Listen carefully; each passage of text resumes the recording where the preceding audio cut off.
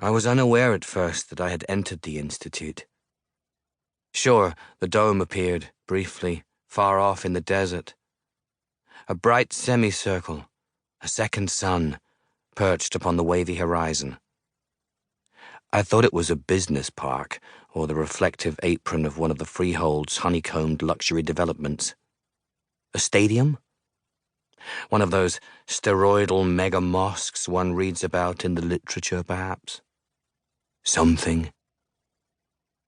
It drifted along for a spell during that endless drive out, along the rightmost edge of my vision, no matter how many times the car merged onto new roads.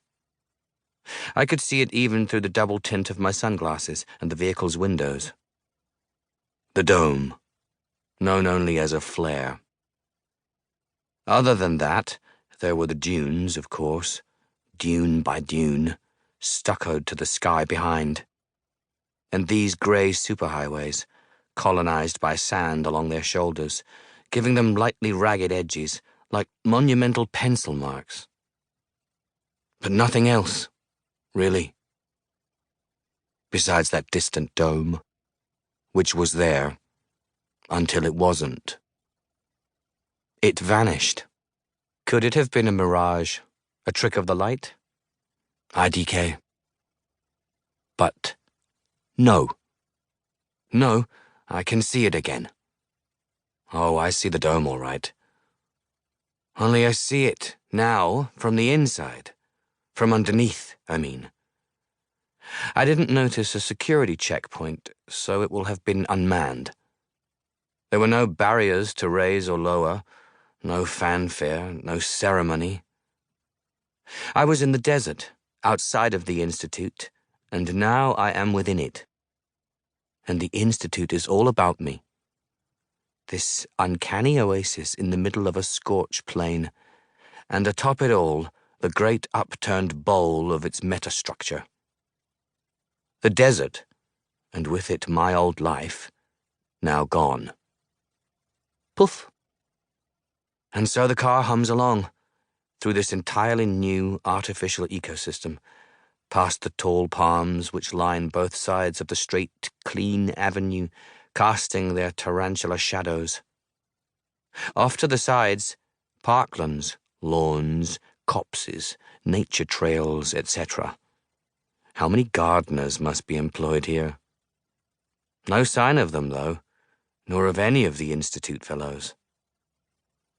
The stubble of a few communications spars, small electrical substations, glints from far-off solar panels amid the greenery. What looks like a desalination unit, and now an enormous, brightly blue artificial lake. Farther off, the buildings themselves. The campus.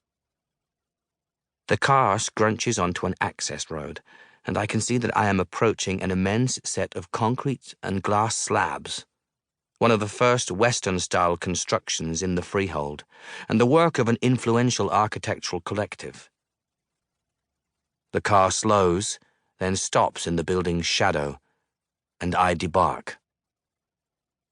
Mine is the only vehicle in the lot, and I have that persistent, unsettling feeling of being marooned in a city of one. The quiet air of a town after a massacre. I wonder where all the other Institute fellows are, but remember the time of day, and recall that at this hour they all must be hard at work on their projects, at their workstations and in their studios, their laboratories, so on. Exhilarating to imagine that I might belong to their number. Also exhilarating to discover that it is wonderfully cool out under the dome. The work of the metastructure's air circulators. I stretch limbs, breathe in deeply, which reaps the strangest, almost autumnally crisp air with a unique but unlocatable aftertaste, something citric and rubbing alcohol. A chemical terroir. Exhale. Craning, I still can't see a soul.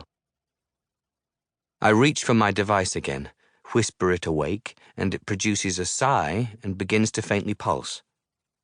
Pull up a map, pinch outward, fix Miss Fairfax's position inside. And so I follow an animated arrow, guiding me toward the building's main doors, which obligingly swish open, and then I enter. Meander through a maze of empty hallways, branching like bronchioles in a lung, past the empty lounge areas, the empty galleries, until I arrive in a bright atrium. A hangar, really. Easily hundreds of meters across and just as high, housing the Landau Schmidt Glacier. Maybe it's just a replica. The website claims it's the real McCoy, though the language is ambiguous, as in, from the original. Either way, a large thing of any kind is always an event of sorts. I knew there would be such sights out here, enclosed ski slopes and so on. But still, wow. Just look at it. I snap a pic. Caption. Post. Needless to say, as with everywhere else in the Institute, no one other than me is here to see the glacier, to climb, ski, or otherwise experience it. So there's more of the smothering silences of large empty spaces. A viewing platform. The escalator takes me up. The higher platform descends into view, arrives beneath my feet. Modular tables and sleek, rounded chairs. A bar. Lots of white leather and orange plastic. It's all the decor, the signage, the softly chirping music even. Retrofuturism. This is what once passed as modern, bleeding edge, and now, curated thus, it is pure kitsch. Or maybe it's nostalgia. Nostalgia for another future. I'm enjoying it. After all, what is nostalgia without kitsch? Just plain old memory.